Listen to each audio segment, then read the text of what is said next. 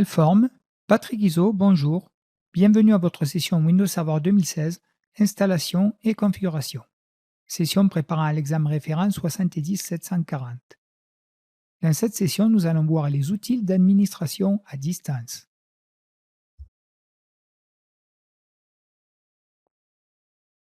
Les outils d'administration, appelés en anglais les Remote Set Administration Tools, c'est-à-dire le jeu d'outils d'administration que je lance en remote, c'est-à-dire à distance, sont un ensemble de consoles d'administration graphique, en anglais des MMC, Microsoft Management Console, que je peux utiliser tout aussi bien en local qu'à distance. Pour une utilisation à distance, nous passerons par le protocole RPC, protocole très fiable et très efficace, qui vérifie si le serveur auquel vous vous connectez est bien actif et qui va demander l'exécution immédiate de vos commandes sur ce même serveur distant. Le seul inconvénient sera de bien avoir ouvert les ports correspondant à l'administration distante, entre autres port COM+. Reportez-vous pour cela à la session antérieure traitant de la console gestion de l'ordinateur.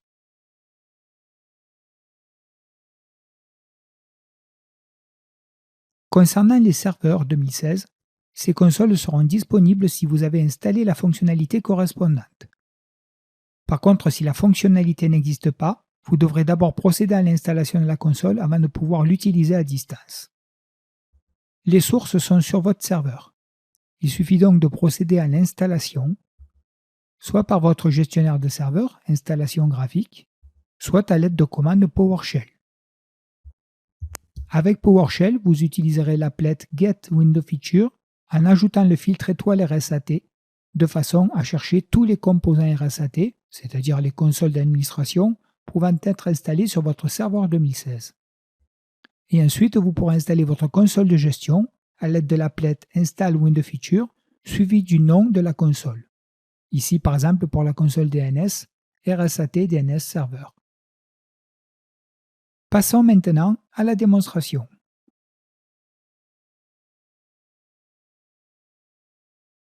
Sur mon serveur S1, qui est contrôleur de domaine, si je passe dans la console outils, je vais constater que je dispose des consoles d'administration pour tous les rôles qui ont déjà été installés sur ce serveur.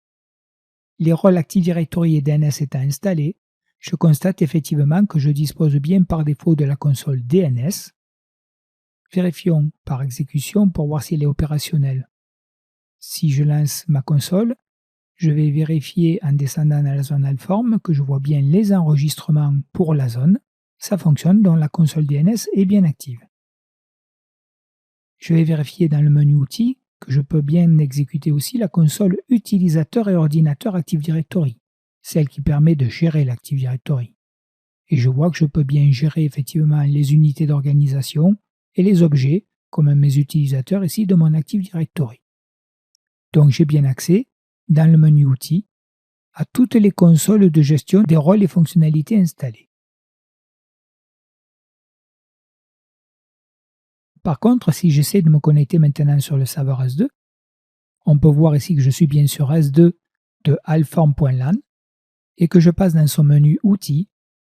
Ici, je dispose uniquement des consoles de gestion des rôles installés sur le serveur et on voit que je n'ai donc pas la console DNS ni la console Active Directory. J'aurai uniquement des consoles locales. La console de gestion de l'ordinateur du serveur par exemple. Ou bien sûr, si je clique au bouton droit sur son menu démarrer, toutes les consoles qui sont communes à tous les serveurs et à tous les clients, comme gestion d'ordinateur ou gestion du disque. Le challenge est donc comment faire pour disposer des outils d'administration DNS ou Active Directory sur ce serveur. Eh bien, nous allons pour cela installer directement les composants RSAT nécessaires sur ce serveur. Commençons par réaliser l'installation d'une console RSAT par l'interface graphique. On va donc passer par le menu Gérer, ajouter des rôles et des fonctionnalités.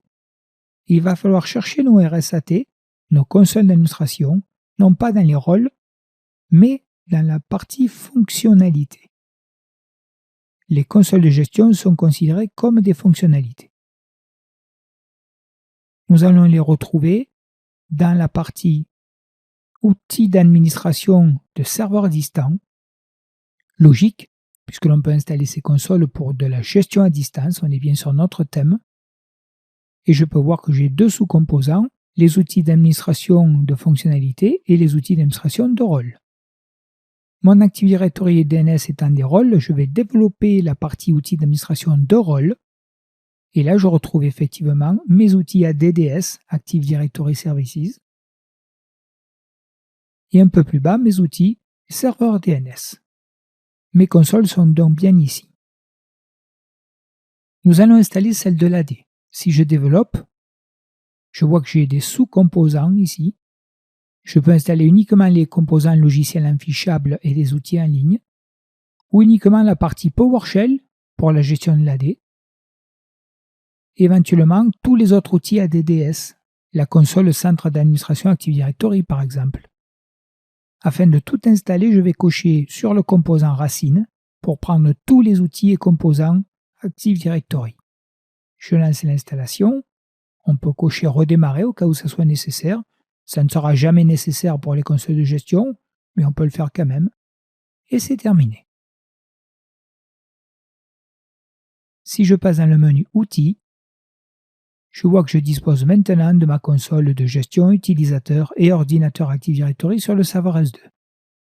Exécutons-la pour voir s'il est bien opérationnel et j'ai bien accès à la totalité de l'Active Directory de mon domaine. La console est donc opérationnelle.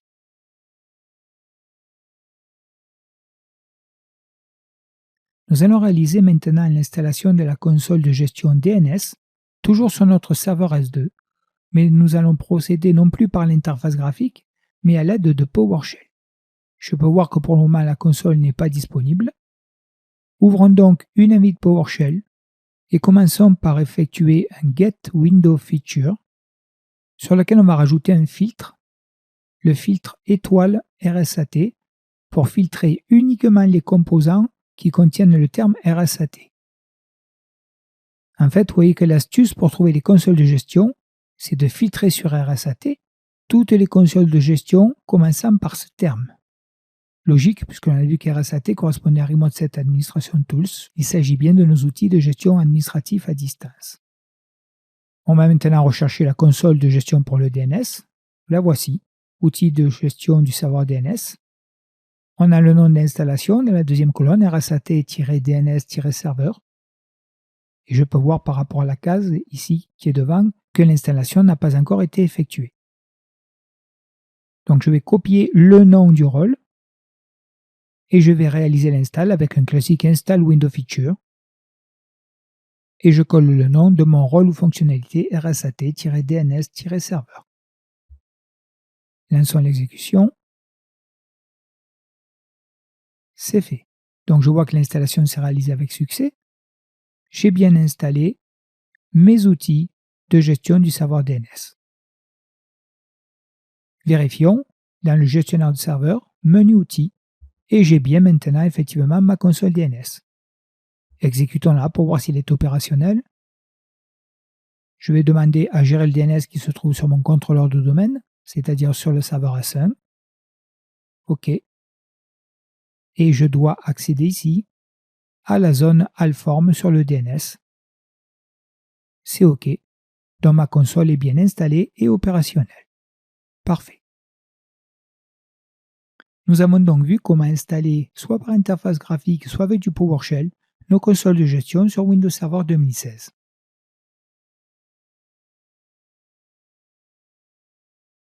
Pour une installation sur un client, vous devrez télécharger les outils d'administration à distance. Les sources ne sont pas disponibles directement sur les clients Windows. Vous pourrez télécharger ces sources directement sur Internet. Elles sont présentes sous la forme de Service Pack. Attention à bien sélectionner la version qui correspond à votre système d'exploitation. Une fois que ces sources auront été installées, il ne vous restera plus qu'à passer par panneau de configuration pour cocher les consoles que vous souhaitez utiliser. Passons maintenant à la démonstration.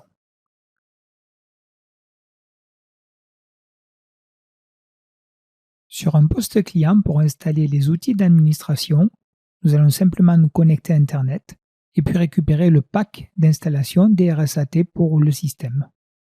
Donc connectons-nous ici sur Google et effectuons une recherche sur le thème RSAT. Google va vous trouver des versions pour chaque système d'exploitation client existant. Ici, Windows 10, Windows 7 ou Windows 8.1. Il est très important que vous téléchargiez uniquement la version qui correspond à votre système d'exploitation. Sinon, vous aurez des dysfonctionnements sur vos RSAT. Je suis ici, on le voit en bas à droite, sur du Windows 10 Entreprise. Je vais donc télécharger la version RSAT pour Windows 10. Sélectionnons un lien qui se trouve bien sûr sur le site de Microsoft, microsoft.com. On se retrouve sur le centre de téléchargement de Microsoft. Je peux choisir la langue. Nous allons prendre du français. Et je lance le téléchargement. Un peu plus bas, j'ai des détails. Vous voyez qu'il y a une version pour des processeurs x64. C'est celle-là qu'il faudra utiliser. Des prérequis système éventuellement. On vous demande de supprimer toutes vos anciennes versions de RSAT que vous pourriez avoir sur la machine, toute version ultérieure. Et l'on m'indique ici que cette version, celle que je suis en train de télécharger, ne tournera que sur Windows 10. Dans les instructions d'installation, vous voyez que l'on m'indique qu'il faudra, une fois téléchargé et installé, activer ou désactiver manuellement les outils d'administration que je souhaiterais utiliser. Comme je suis sur un client, je ferai cette manip en passant par le panneau de configuration, puis programme et fonctionnalités, et je cocherai simplement les consoles d'administration que je souhaite utiliser. Parfois, selon le pack RSAT, les consoles sont déjà activées. Si elles ne le sont pas, activez-les à travers votre panneau de configuration. On vous indique aussi comment désinstaller éventuellement le package RSAT. Cela consiste simplement en la désinstallation d'une mise à jour. Je clique télécharger pour lancer l'installation. Et on va donc sélectionner la version x64 en 64 bits. Next. Je clique pour autoriser le téléchargement et j'attends qu'il soit effectué. Si l'installation ne démarre pas, comme c'est le cas ici, je vais redescendre un peu plus bas sur l'écran et cliquer ici pour télécharger manuellement le package. Le package est maintenant téléchargé. Je clique enregistrer pour l'enregistrer sur mon disque. Pour l'installation du package, nous allons localiser le téléchargement sur notre disque. Dans téléchargement, le voici ici.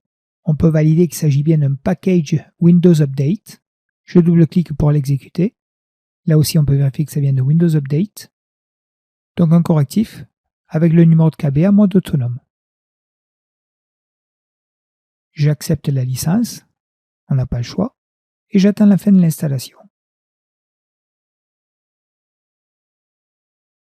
Cliquons redémarrer maintenant pour lancer le redémarrage du PC. Au redémarrage, le patch correctif est installé. Je réouvre une session sur le serveur. Et nous allons donc passer dans le panneau de config pour vérifier quelles sont les consoles d'administration disponibles. Menu Programme. Et ici, activer ou désactiver des fonctionnalités Windows. C'est le bon menu. Nos consoles vont se trouver dans le menu Remote Server Administration Tool. Ici, on a bien le terme anglais, RSAT. J'ai les consoles pour les features, les fonctionnalités. Également pour les rôles. Et même pour le Server Manager. Ici, on voit qu'elles sont toutes cochées, donc elles sont toutes disponibles immédiatement par défaut. Vérifions cela dans le menu Démarrer de Windows 10. Et un peu plus bas, je vois que j'ai déjà mon gestionnaire de serveur qui est disponible. Et encore un peu plus bas, je vais retrouver la totalité de mes outils d'administration Windows. Ils sont tous là. Essayons par exemple d'exécuter le gestionnaire de serveur.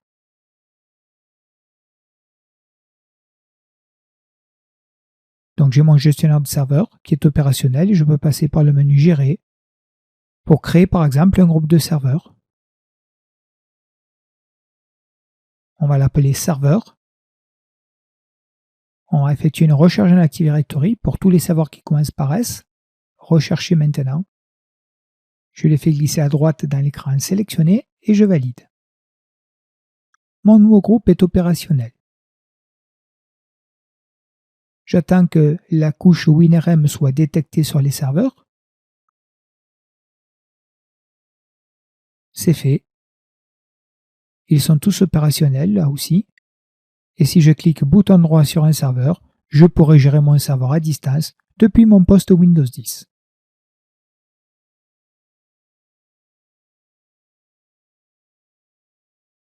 Dans les outils, je retrouve également toutes mes consoles de gestion serveur, par exemple la console DNS ou la console utilisateur et ordinateur Active Directory. Ce sont les mêmes que je retrouve ici dans le menu, dans la partie outils d'administration. Essayons d'exécuter un peu plus bas la console utilisateur et ordinateur Active Directory pour voir si l'on peut l'administrer l'AD à distance depuis mon poste Windows 10. Mais on voit que ça marche. J'ai bien accès à tous mes objets.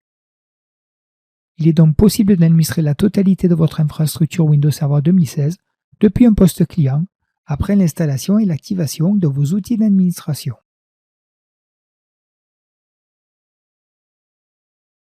N'oubliez pas d'utiliser le lien ressources de cette session pour récupérer les liens Internet vers la gestion de vos outils d'administration serveur distant. Merci d'avoir suivi cette session.